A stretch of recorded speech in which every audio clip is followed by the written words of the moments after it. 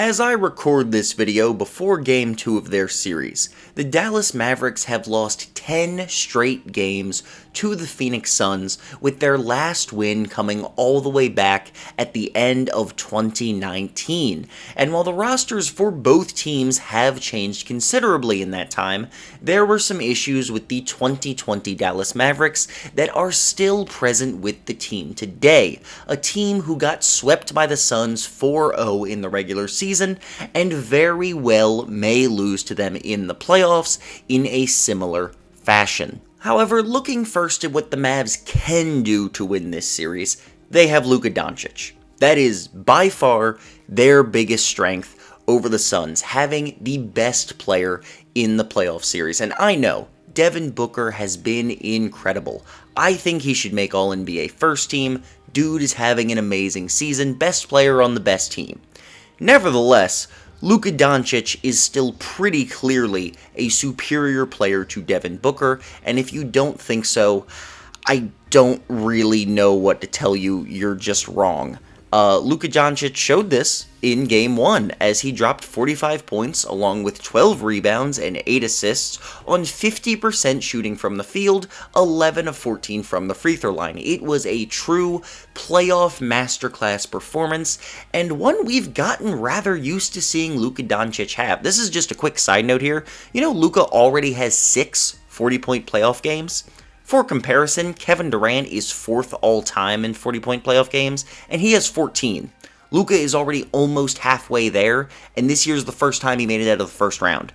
That's just kind of crazy to me. I'm just saying. Dude is an insane playoff performer, especially as a scoring threat. But nevertheless, Luka Doncic is a huge deal for this team, and the Phoenix Suns backcourt is not quite able to contain him. Devin Booker and Chris Paul are too small, and you have to put Mikal Bridges on him, who is a very, very talented defensive player, probably an first-team all-defense player this season, and while I do believe he can do a very good job on Luka, sometimes a superstar is just going to be a superstar, and there is absolutely nothing you can do about it, like he did in Game 1, dropping an efficient 45 points on Mikal Bridges' head.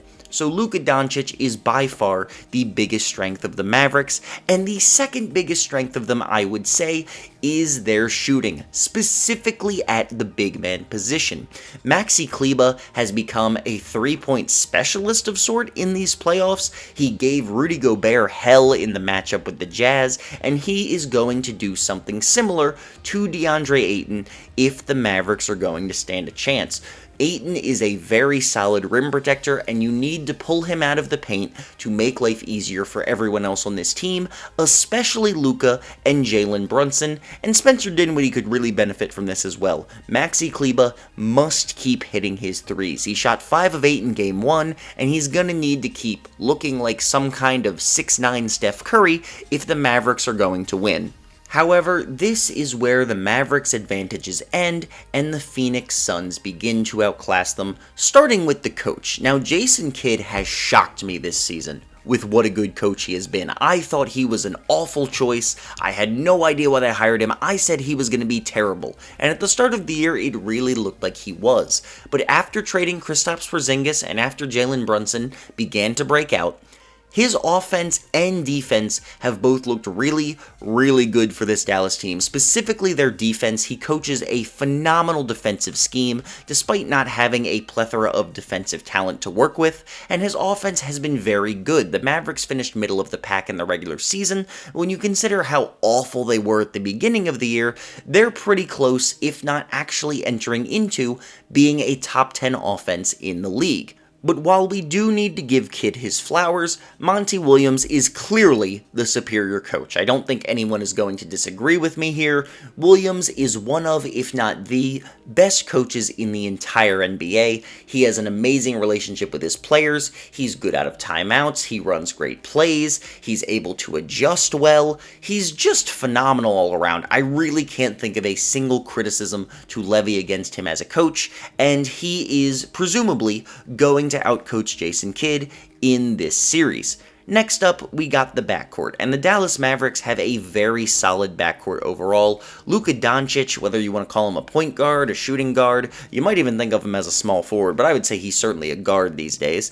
He's phenomenal. Jalen Brunson has been very, very good for this team, and Spencer Dinwiddie, while inconsistent, is still a solid backcourt player off the bench. But when you look at the Phoenix Suns, they're still just a little bit better. Chris Paul and Devin Booker combine to be as good, if not better, than Luka Doncic and Jalen Brunson do. We saw Jalen Brunson have a bad game the other night, although we know that was significantly below his standard. He's been very, very good this season. He was very good in the first round of the playoffs, but nevertheless, he is not the proven playoff performer that these other three players are. And off of their bench, Cameron Payne has done a phenomenal job for Phoenix for the last 2 seasons, while Spencer Dinwiddie has been very up and down. He has a lot of injury issues, he's a defensive liability, his shooting is seriously in question, and overall, I just really do not trust Spencer Dinwiddie to be a consistent positive performer for a playoff team. I've seen him falter too many times before. But nevertheless, the Suns and the Mavericks are very close in terms of guards, but it's everywhere else where they really fall short down there in Dallas. DeAndre Ayton significantly outclasses any of the backup centers the Mavericks would like to throw out there. Dwight Powell is a very solid rim-running big, but he really doesn't contribute anything special to this team. DeAndre Ayton is superior at basically everything Dwight Powell does. He has more of a mid-range shot, he's a better rim protector, he's a better lob threat, he's just a little bit better at everything, and with enough touches, he could very easily average 25 points against this Mavericks defense. Not to mention, you take a guy like Maxi Kleber off the bench, and he is just absolute cooked chicken against DeAndre Ayton. He does not stand a chance.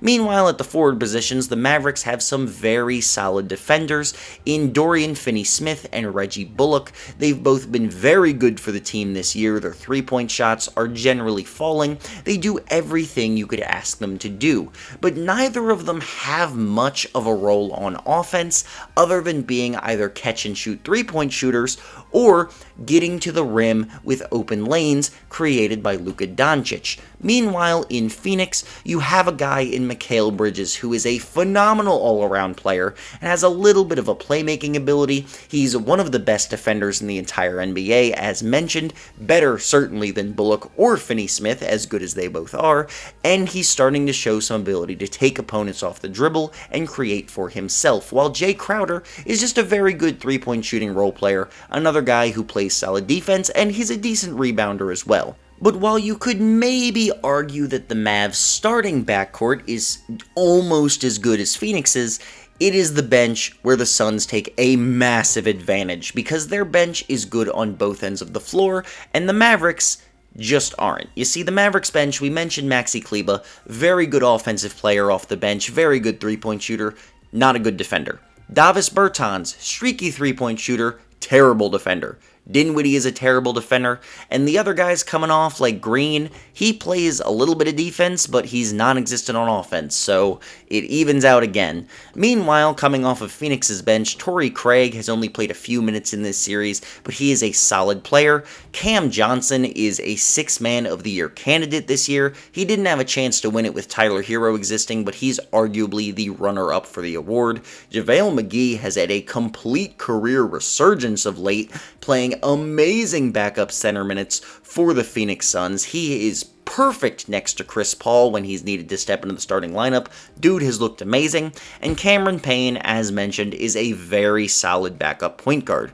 The Phoenix Suns do it on both ends of the court. The Dallas Mavericks have guys who only do it on one end, and besides Maxi Kleber, they're all kind of inconsistent in what they even do. Guys like Spencer Dinwiddie and Davis Bertans can't even really be counted on to score consistently, and you know they suck on defense, so it's very hard to not play the starters absolutely massive minutes, while the Phoenix Suns are able to sub their guys out and give them more rest, and also just have more interesting rotations that they are able to run with their team under Coach Monty Williams. They have significantly more options. And finally, I want to talk about the Luka Doncic-Mikal Bridges matchup once again, because as I mentioned earlier, Luka absolutely torched this dude in Game 1. He was hyper efficient while giving you a near 45-point triple-double. He was absolutely amazing, and Mikal Bridges, he got cooked. I don't have an excuse for him in that game. Luka was simply too good for him to stop. But Mikal Bridges should not be viewed as someone who just has no chance to guard Luka Doncic. Despite how badly he did at that in Game 1, this is one of the best defensive players in the league, playing for one of the best defensive teams in the league. They are going to go over the film. Mikal Bridges is going to take his very high basketball IQ, back out on the court, and combine it with his incredible length and athleticism to give Luka a harder time in Game 2 than he gave him in Game 1, and that is only going to ramp up further as the series continues, and the Suns find different ways to shut down Luka. Now, I don't know if you can truly shut down playoff Luka, because he's just one of those dudes where sometimes he's just unstoppable, as I said before. But if anyone stands a good chance outside of maybe a healthy Ben Simmons, it is Mikal Bridges. He can match Luka's size, he's strong enough to keep him out of the post, he's fast enough to keep up with him on the perimeter, he's a smart enough player to also get some steals from him, which is why Luka had 5 turnovers in that last game and only 8 assists. I say only, 8 assists is a lot, but 5 to 8 is not a good assist to turnover ratio, you know what I'm saying? Mikal Bridges is going to make Luka's life very, very difficult in this series, and even when he gets switched off of him, Chris Paul is a good defender. Devin Booker has become a good defender. Jay Crowder is a good defender. The Phoenix Suns have the guys that at no point can Luka Doncic really just target someone who is absolutely helpless against him. Unless he's getting switched on to JaVale McGee when he's coming off the bench, he is going to have to really give it his best to score the basketball. And sometimes he's going to have a great night where he scores 45 points against all odds, but sometimes he's not going to shoot that well against this incredible Phoenix defense. And unless the rest of his team is really stepping up behind him, the Mavericks are not going to win those games. So I do expect the Mavs to get at least one win out of this series. I don't think they're going to end 0-13 in their last 13 games against the Suns, but it really is difficult for me to see them even winning 2.